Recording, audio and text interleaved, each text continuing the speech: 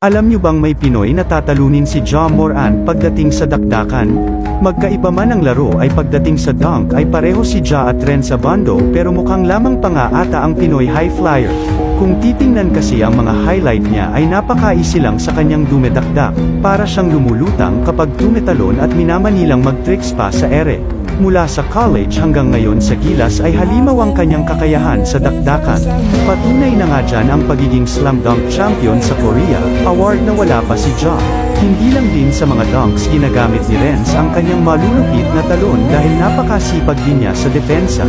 Mula sa fast break layup hanggang sa 3 points ay hindi yan ligtas pag humahabol sa'yo si Abando. Kahit nga ngayon sa World Cup ay pinahanga niya lang naman ang G-League MVP ng South Sudan pati na ang ating kabayan na si JC nang supal pa rin niya ang Italian big man. Sa tingin mo ba panes si Ja Morant kay Renz Abando? Comment down below.